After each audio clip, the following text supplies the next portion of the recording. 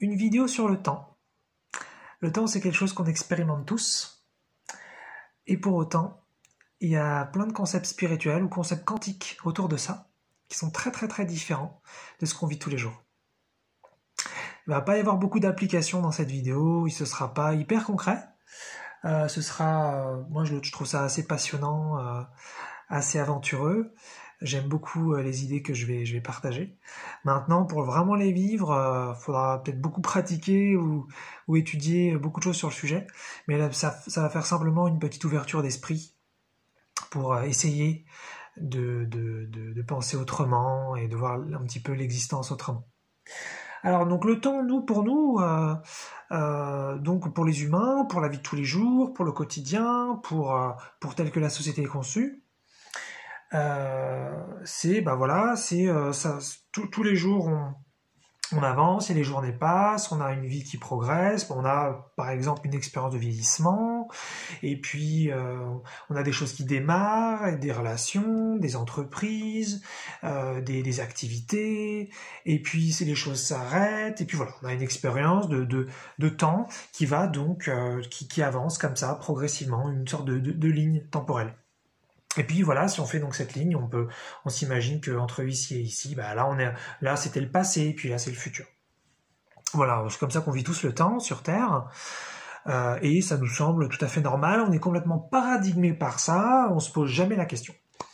Et si vous lisez nos conversations avec Dieu, quand j'en avais parlé par rapport à quand on débute en spiritualité, c'est là, moi je crois, pour la première fois que j'ai dû entendre parler du temps. Et c'est assez bien expliqué, c'est assez accessible à tous, cette partie-là dans le livre. Et ça m'avait complètement choqué. J'avais halluciné, j'avais trouvé ça franchement génial. Et en fait, c'est une idée, il y a une idée toute bête. C'est une première phrase, c'est le temps n'existe pas. Enfin, qu'est-ce que c'est que cette histoire? Comment ça, le temps n'existe pas? Si nous, on passe autant de temps justement à le ressentir, à le vérifier tous les jours, c'est une perception. Parfois, on dit même que sur Terre, on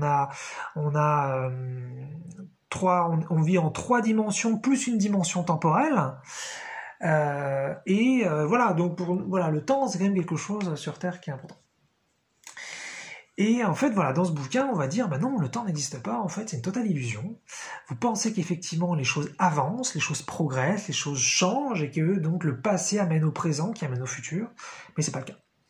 Apparemment, ça se vérifie donc en quantisme, c'est-à-dire que là, je vous fais une approche spirituelle, mais si vous intéressez un petit peu aux maths, à la physique quantique, aux sciences dures, on va vérifier aussi que le temps, en fin de compte, ça n'existe pas. Et d'ailleurs, quand on découvre la formule mathématique qui s'intéresse à ça, elle montre que ça va dans les deux sens. Ça veut dire que d'un point de vue théorique, d'un point de vue mathématique, le temps devrait aller en avant et en arrière.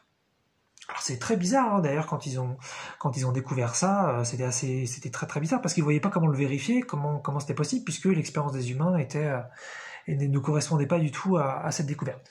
Vous pouvez retrouver d'ailleurs des informations là-dessus dans le documentaire Que sait-on vraiment de la réalité ? Je ne sais plus quel est le réalisateur, mais ce sera très facile à retrouver sur Google. Donc, que sait-on vraiment de la réalité? Et en anglais, c'est What the bleep do we know? En fait, à l'origine, ça devait être comme titre en anglais What the fuck do we know? Parce que c'était vraiment, mais qu'est-ce que c'est que ce bordel? En fait, on sait rien de notre réalité, on comprend rien à rien, nous les humains. On pense qu'on connaît la Terre, qu'on connaît l'expérience, mais en fait, on sait rien. Et donc, c'est un documentaire qui va parler de plein de phénomènes comme ça. C'est génial, c'est très accessible, c'est fait pour le grand public, c'est très bien réalisé. Il y a 2 versions d'ailleurs, il y a une version de 2h30 et une version de 5 heures. Moi je vous conseille les deux, mais commencez d'abord par celle de 2h30 parce que c'est un documentaire qui est complètement fluide et qui s'enchaîne très très bien, qui est bien foutu, alors que celle de 5 heures, c'est 2h30 qui sont ajoutés, des petits morceaux de vidéo, des petits morceaux d'informations à droite à gauche. Et donc si vous n'avez pas vu d'abord la version de 2h30, ça va faire un truc un peu lourd, un peu dense. Qui sera pas très agréable. En revanche, une fois que vous avez vu celle de 2h30, celle de 5 heures, elle est génialissime, elle va beaucoup plus loin, c'est top. Voilà. Donc, que sait-on vraiment de la réalité et What the bleep do we know? Un documentaire dingue qui date de 2004 pour la version courte et 2006 pour la version longue. Je crois qu'il y a ça sur YouTube gratuitement, en sous-titré français. Voilà, faites une petite recherche. Un documentaire assez connu dans le milieu de la spiritualité. Et donc voilà, donc cette idée que le temps n'existe pas. Et alors qu'est-ce que ça voudrait dire? Comment est-ce qu'on pourrait l'expliquer autrement? C'est-à-dire que nous, on a l'habitude de voir le temps comme une ligne horizontale, mais en fait, le temps serait plutôt une ligne verticale, j'image, parce qu'en fait c'est un peu plus compliqué que ça évidemment, une ligne verticale où vous avez donc plutôt le passé par exemple qui serait là, et puis le futur ici. Et donc ça veut dire quoi? Ça veut dire que tout se passe en même temps. Tout, même si nous, on n'a pas du tout on a l'impression que c'est pas vrai, que c'est étape après étape après étape après étape, tout se passe en même temps. Et donc tout est simultané, et donc le passé, présent, futur, tout ça, ce serait donc la même chose, même si c'est pas du tout ce qu'on ressent. Donc ça, c'est une première idée que j'avais trouvé complètement dingue, que tout se passe en même temps. Et après, je vais donner des ramifications à ça. Qu'est-ce que ça veut dire, et qu'est-ce qu'on pourrait éventuellement espérer concrétiser par rapport à ça. Mais sinon, une autre image qui va être un peu plus complexe, mais peut-être qui est plus proche de la réalité, serait plutôt une forme de cercle, voire une spirale.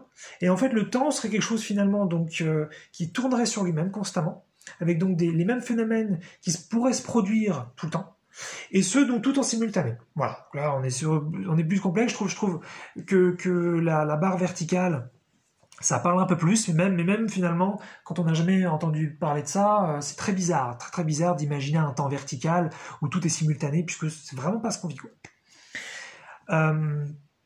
D'ailleurs, un super bouquin qui parle de ça, sinon en plus du documentaire, c'est Seth parle, donc moi c'est en anglais, hein, Seth Speaks, et donc de Jane Roberts. Vous l'avez en français celui-là sans problème. Il y a toute une série de bouquins de Jane Roberts qui a canalisé Seth. Mais les deux premiers, dont celui-là, ça c'est en français, c'est bon. Et donc c'est des livres spirituels qui sont assez complexes, c'est vraiment pas pour débutants. Ça va très très loin, ça traite de sujets plutôt abstraits. Et entre autres, vous allez parler, vous allez lire, vous allez entendre parler donc du temps et du fait qu'il n'existe pas et des ramifications dont je vais parler là maintenant. Mais voilà, si vous voulez un support donc de documentaire, vous en avez un, donc plus visuel, et puis un gros livre parce que ça fait des centaines de pages. Voilà, vous pouvez, moi je me suis mis là-dedans il y a quelques années, c'était passionnant, c'était génial. Voilà, franchement, c'est un super bouquin. Alors, qu'est-ce que ça voudrait dire, par exemple, que le temps n'existe pas? Donc, en une sorte de ligne verticale ou de cercle. Eh bien, par exemple, si on est sur un point de vue spirituel et qu'on s'intéresse un petit peu à la réincarnation, ou qu'on s'intéresse aux vies antérieures, en fait, on peut peut-être sortir un peu plus de ça et penser que vie antérieure et vie postérieure, c'est un petit peu la même chose. Souvent, on se dit, ah oui, il m'arrive ça dans cette vie parce que j'ai vécu ça dans telle vie antérieure, j'ai ça à nettoyer parce que j'ai vécu ça dans telle vie antérieure, j'étais ça, et en fait, on est encore dans cette idée du temps qui serait linéaire et qui serait horizontal. Mais dans la mesure où tout est simultané et tout se fait en même temps, eh bien, déjà, une vie antérieure, une vie postérieure, finalement, il n'y a pas vraiment de différence. De toute façon, c'est maintenant et ça se fait maintenant. Et puis, de toute façon, quand vous faites une incarnation et que vous choisissez la Terre, par exemple, vous pouvez tout à fait donc vous incarner dans le passé comme vous pouvez vous incarner dans le futur. Il y a souvent cette idée qu'on va s'incarner forcément dans l'après, mais c'est pas le cas. C'est pas le cas. En fait, voilà, comme le temps n'existe pas, il n'y a pas de passé, il n'y a pas de futur, et c'est quelque chose en revanche qu'on va beaucoup plus expérimenter dans le non physique. C'est-à-dire que sur Terre, effectivement, vous avez cette impression du temps linéaire et du temps horizontal, mais justement dans le non physique, alors là, tout se passe en même temps, il n'y a plus de temps. C'est très difficile à imaginer, hein, là pour nous, la petite conscience d'humain qu'on a, mais c'est ce qui se passe de l'autre côté. Donc voilà, c'était une petite approche spirituelle. Mais sinon, ça veut dire autre chose. Ça veut dire que toutes les possibilités se font en même temps. C'est-à-dire que si effectivement il n'y a plus de passé, il n'y a plus de futur, ça veut dire que tout se produit en même temps sur Terre, donc même si on ne peut pas le vérifier, nous, en tant qu'humains, peut-être on peut le vérifier d'un point de vue mathématique, quantique, physique, ou alors il va falloir faire des expériences spirituelles très très très profondes, mais ça veut dire que tout se passe en même temps, et donc quelque part, toutes les possibilités sont là en même temps. C'est-à-dire que si par exemple vous êtes face à un choix A, choix B, choix C, vous vous dites, bah, si j'en prends un seul, il y aura donc une seule continuité dans le temps, et puis bah, les autres éventuellement, elles n'existeront pas. Alors que là, si tout se produit en même temps, ça veut dire que avant de faire ce choix, ou avant de faire ce choix A, avant de faire ce choix B, avant de faire ce choix C, eh bien, ces possibilités existent en même temps et vous êtes en train de les expérimenter là maintenant tout de suite. C'est juste que vous ne le savez pas, vous n'en avez pas conscience. Je sais, c'est peut-être un petit peu fou, un petit peu bordélique, mais bon, comme je l'ai dit au début de vidéo, c'est une vidéo un peu abstraite, juste pour s'ouvrir un petit peu l'esprit, apprendre à penser autrement et voilà, et voir ce qu'on peut en retirer, ce que ça nous appelle, est-ce qu'on trouve ça inintéressant parce que c'est pas assez concret, ou justement c'est passionnant comme moi je peux le trouver, et puis ça fait travailler l'imagination et ça ouvre, voilà, ça ouvre le champ des possibles. Donc voilà, c'est toutes les possibilités seraient en même temps, toutes les possibilités d'ailleurs du passé et toutes les possibilités du futur. C'est-à-dire ça, vous allez le voir dans le livre 7 que je vous ai présenté. C'est que nous, sur Terre, on a souvent... on pense que le passé est fixe et que le futur est probable. Mais justement, si le temps n'existe pas et que tout se produit en même temps, on a toujours donc un futur probable avec plein de possibilités, mais on a aussi un passé probable. Ça, moi, je trouve ça génial. Au-delà du fait que ça voudrait dire qu'on pourrait tout à fait changer nos passés et qu'on pourrait vivre des passés différents, j'adore cette idée d'un point de vue intellectuel. Le passé probable, c'est-à-dire qu'on aurait des passés possibles et non pas un seul passé. Donc dans cette vie-là, j'entends, là je parle plus forcément de vie antérieure ou de vie postérieure. Voilà, donc ça c'est une idée que j'adore. Le passé probable, fabuleux, vous pouvez tout à fait avoir des passés différents.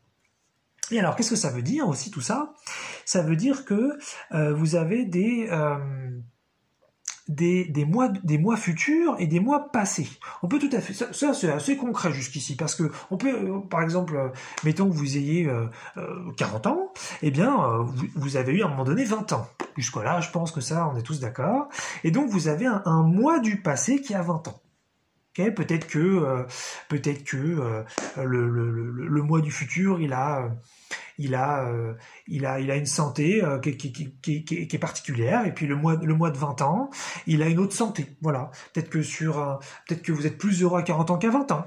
Par exemple, voilà. Peut-être que vous avez développé de la musique à 20 ans, et donc le mois de 20 ans, bah, il fait de la musique, il débute, il est pas très bon. Peut-être que le mois de 40 ans, il est très bon en musique. Voilà. Donc ça, c'est l'exemple concret. Ça quand même, c'est quelque chose qu'on vérifie. Et puis, bah, si à ce moment-là, vous avez 40 ans, il y a le mois du futur, donc le mois de 60 ans, par exemple, et le mois de 60 ans, il est peut-être devenu super bon en musique, ou peut-être que lui, il a une santé qui est moins bonne. Je prends peut-être des clichés, mais c'est pas grave. Ça pourrait être... le mois de 40 ans, il avait peut-être son premier enfant, et puis donc le mois de 60 ans, il a un enfant donc de 20 ans. Voilà. Donc on a donc des mois qui sont dans le passé, des mois qui sont dans le futur. Et donc, si tout se passe en même temps, c'est ce qui explique aussi dans le bouquin de 7, c'est qu'il y aurait une tout à fait possibilité de communiquer avec ces mois du passé et ces mois du futur. Donc, il y aurait plusieurs mois du passé et plusieurs mois du futur. Et ça permettrait, par exemple, si vous êtes en mauvaise santé à 40 ans et que vous étiez en bonne santé à 20 ans, eh bien, vous pourriez communiquer avec le mois du passé de 20 ans pour récupérer votre santé.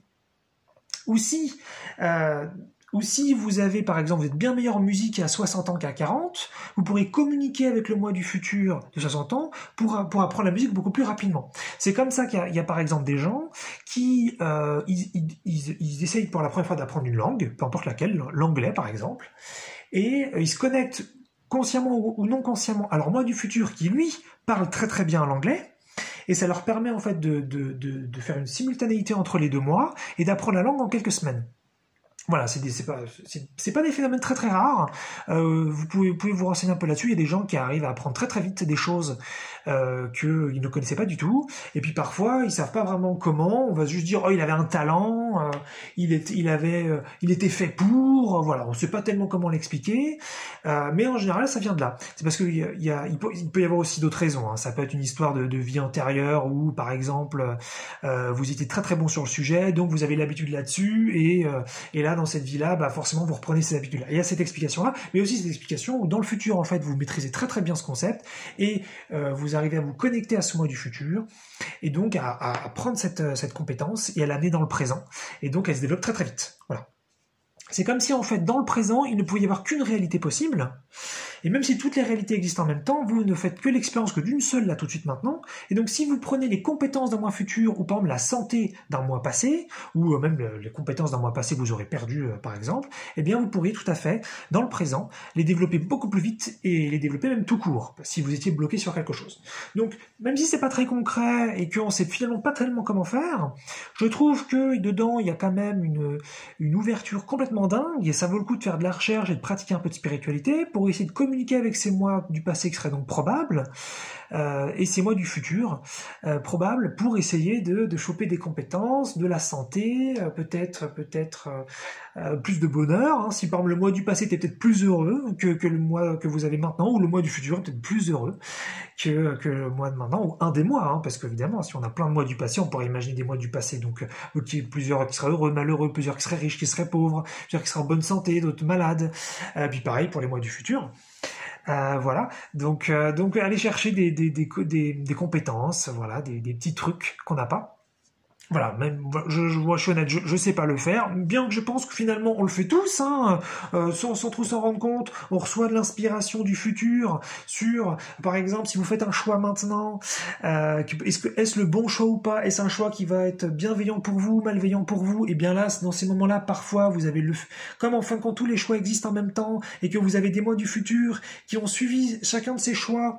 Vous avez le mois du futur qui a fait le mauvais choix et le mois du futur qui a fait le bon choix, et vous pouvez parfois dans ces moments-là, on l'a tous vécu, recevoir une inspiration, vous dites non, je vais plutôt faire ça, et là en fait c'est le bon choix, et c'est quoi? C'est le moi du futur qui a fait le mauvais choix par exemple, qui sait non, il faut surtout pas faire ce choix-là, fais plutôt celui-là. Hein, je sais pas si j'étais clair. Si par exemple, voilà, je vais prendre un exemple pour illustrer, ce sera peut-être plus simple. C'est par exemple, vous avez, on vous parle d'un business. Voilà, on vous parle d'un business, et voilà, peut-être que c'est un bon business, peut-être que c'est un mauvais business, vous ne savez pas, et vous hésitez. Et peut-être, mettons que ce soit un mauvais, mais vous ne le savez pas, donc vous aimeriez bien le faire, et en même temps, vous avez peut-être pas, et là, en fait, il existerait donc dans le futur, le moi qui a choisi de le faire et qui s'est donc planté, puisque c'est un mauvais business, et puis celui qui ne l'a pas fait. Et donc là, vous avez donc l'inspi de celui qui l'a fait, et alors que c'était mauvais, qui vous dit non, ne le fais pas, ça vaut pas le coup. Ça marche aussi si c'était un bon business et que vous hésitez peut-être à ne pas le faire. Le moi du futur qui a choisi de le faire vous renvoie l'information et vous dit si c'était une bonne idée, fais-le. Et là vous avez une inspiration, je sens qu'il faut le faire ce business, voilà. Voilà, ça vient de là. Donc c'est-à-dire qu'on le fait déjà. Mais maintenant tout ça n'est pas très conscientisé, c'est pas très contrôlé. Et l'idée serait justement de pouvoir communiquer avec des mois du futur, avec des mois du passé, et puis d'aller chercher dans le passé probable, dans le futur probable, et plein de possibilités, plein de choses merveilleuses comme ça, où on pourrait vraiment commencer à faire son marché et faire un petit peu sa vie, et voilà. Et puis donc à chaque fois vous avez un choix à faire, à chaque fois vous avez un peu un dilemme, et c'est de sentir un petit peu la bonne réponse, puisque vous avez normalement une partie de vous qui va communiquer avec vous, et cette partie de vous en fait elle est dans le futur, et comme le temps n'existe pas, elle est maintenant, voilà. C'est un petit peu un bordel, hein, mais voilà, c'est sympa, c'est marrant, c'est très abstrait, j'en conviens, mais voilà, ça ouvre le champ des possibles comme je l'ai déjà dit, et puis voilà. Donc voilà, peut-être lire ce livre hein, sur 7 hein, qui va là-dedans très en profondeur, qui va vous apporter quelques exercices pour essayer de pratiquer ça. C'est pas forcément, vous n'aurez pas forcément des résultats, mais ça vaut le coup d'essayer. Dans tous les cas, vous n'avez rien à perdre. Et puis le documentaire dont je parlais, qui est absolument passionnant, qui vous ouvre l'esprit, qui vous fait voir la vie tous les jours très différemment. Ça vous montre un petit peu que tout est fréquence, que tout est matriciel. Voilà, c'est pas que sur le temps. Hein. Vous avez d'ailleurs, je crois que c'est pas une partie très importante du documentaire, mais voilà, c'est une énorme ouverture d'esprit. Voilà, un gros partage, ça fait une vidéo importante sur le temps, et sur tout ce que ça veut dire, et tout ce que ça importe, et puis aussi, ça vous fait une ouverture d'esprit pour le non-physique, parce que même si vous dites à la fin de cette vidéo, bon bah, ok, super, tout ça c'est marrant, mais finalement, à quoi ça me sert dans mon quotidien, qu'est-ce que je peux vraiment faire, je peux pas faire grand chose, ça m'a juste diverti pendant une vingtaine de minutes, je trouverais cette réaction tout à fait légitime. Pour autant, ça vous permet de garder dans l'esprit que quand vous serez de l'autre côté, le temps n'existera plus. Et les choses seront beaucoup plus instantanées, beaucoup plus simultanées, et voilà, ce serait une expérience très différente. Il n'y aura pas de linéarité. Donc ça vous permet de vous préparer un petit peu à la mort, le moment venu, hein, voilà. Hein. Ça vous fait une petite ouverture à la mort, à comment ça va se passer de l'autre côté. Voilà. J'espère que ça aura été un petit peu, ça vous aura ouvert davantage tout ça.